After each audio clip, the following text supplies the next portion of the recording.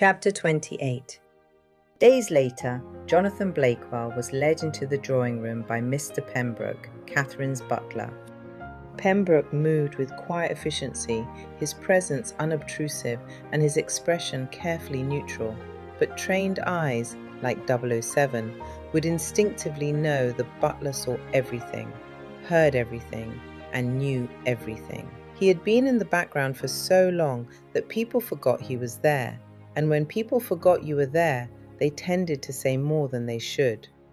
Jonathan took a seat, his gaze shifting between Catherine and his wife Charlotte.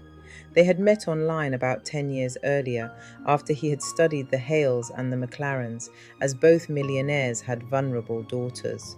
He went with the Hales. All he wanted was a slice of the pie, and if he could get himself to the table in the name of a love that didn't exist, then he had no qualms. "It's a good thing that bail was denied," he said, starting the conversation. "Yes, it was," Catherine replied, dabbing delicately at her eyes with a lace handkerchief.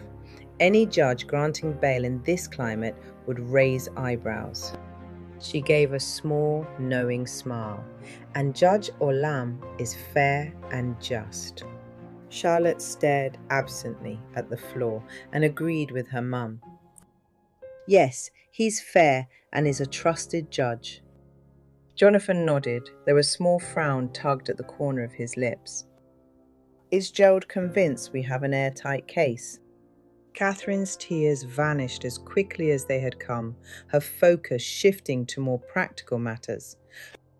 Pembroke reappeared briefly and offered drinks. Jonathan asked for water. The elderly man left quietly, though his eyes lingered for a fraction longer than necessary, as he reminded himself that he had other ears, tiny, undetectable, the size of an insect. Those devices explained multiple payments into his pension fund. Jonathan repeated the question when he believed Mr. Pembroke was out of earshot. "Do we have an airtight case?" Catherine met his gaze. "Yes, there are witnesses to the crime, including Charlotte." She gave her daughter a pointed look. "There's physical evidence, like the knife, and her police statement." She trailed off. Then she turned to Jonathan, her voice dropping to a conspiratorial whisper. "And the bill?" Jonathan tapped his fingers against the mahogany armrest. "The bill is doing its rounds in Parliament," he said.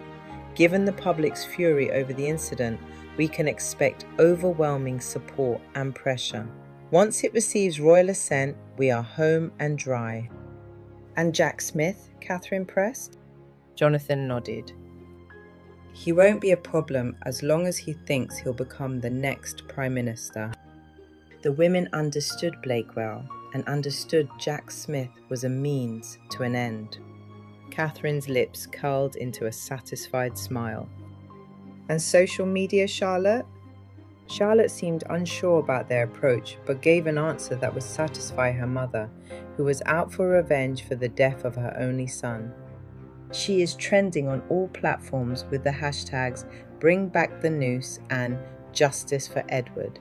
She's already guilty in the eyes of the public. The bloggers, the commentators, the influencers have all fallen in line." Catherine nodded approvingly. "Good. The court of public opinion should remain on our side."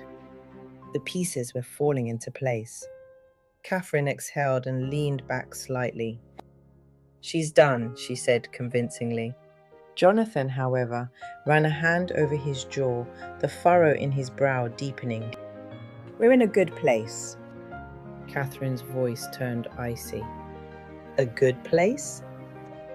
Her eyes locked onto his, steel against steel. "A good place would not secure the future and inheritance of the Daily Morning Standard.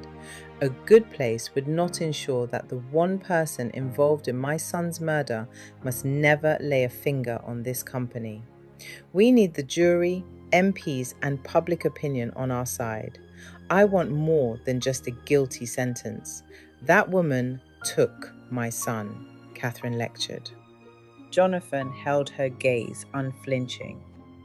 "Do you understand where I am coming from?" Catherine asked, not waiting for an answer. She must not have a penny of this family's inheritance. It is ours, all of it. Charlotte considered mentioning Rachel's pregnancy. The words pressed at the back of her throat, but she swallowed them down. This wasn't the moment. It would only fracture what little balance remained. Jonathan inhaled slowly, then gave a single curt nod. Understood. That was the only way to secure the empire for himself. No murderer should ever have access to it. It should belong to Charlotte and him, as they were married with no prenup. He had no plans to remain in the marriage once the Daily Morning Standard came to them. The room fell into silence once more, each person thinking of their own role in the web that had been spun. It was a carefully orchestrated plan. Then Jonathan spoke again. "I need £100,000. Catherine's head snapped up. A sharp intake of breath. Charlotte stiffened. This was the first she had heard of it. Catherine's voice was slow, deliberate. "Excuse me?" The tables had turned. Catherine knew she was no longer in charge of the conversation. Jonathan was, and he had her full attention. "If you want this shut down properly, we need more resources," Jonathan said firmly. "It's the only way. Otherwise, Emmanuel will find a loophole. He always does. He's wriggled some of the worst offenders." Catherine sank into her chair. "Why he does it is beyond me," she muttered. Jonathan pressed on. "We need more investigators and expert witnesses on our side. We need to ensure this trial doesn't slip through our fingers. You don't want Edward's killer walking away, do you? Worse, do you want her inheriting a huge part of your media empire, an empire you slaved for?" He put emphasis on your. Charlotte, usually quiet when Jonathan took control of these discussions, finally spoke. "That would be a disaster," she whispered. Then she added, "What of Edward's baby? It is a Hale, isn't it?" She asked the rhetorical question without expecting an answer. "A DNA test would prove otherwise," Catherine said, as though her opinion was all that mattered. She thought it was too convenient that Rachel was carrying a possible Hale heir. She had tossed and turned for weeks after hearing about the sham wedding, haunted by the possibility of losing everything to her, a nobody. And now, to make matters worse, there was a baby who could be one of them. No. Her husband's legacy could not, would not fall into Rachel's hands. It wasn't Rachel's, and certainly didn't belong to the little bastard in her tummy. Her fingers trembled as she reached for the glass of water on the side store and tipped its contents into her mouth.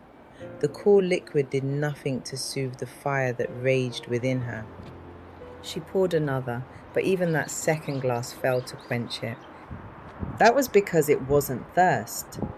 It was fury. "I will raise the money," Catherine said, her voice hoarse. Jonathan barely reacted. He had known from the beginning that she would. What was £100,000 against a multi-million-pound legacy? "Make the transfer by the end of the week," he said, "and let's get the bill pushed through. The press will need fresh material. We'll feed them every scrap of information and pay for ads to support our campaign."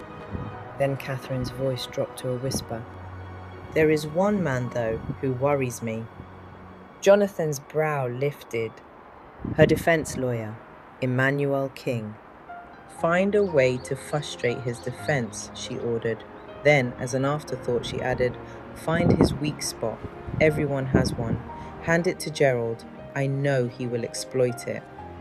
"And what's your weak spot?" Jonathan asked. He was appalled that the words had escaped his mouth. He hadn't meant to say it out loud, but was relieved that she didn't mind. Catherine's lips parted, and from them came a single word. A word filled with more venom than any reptile could carry.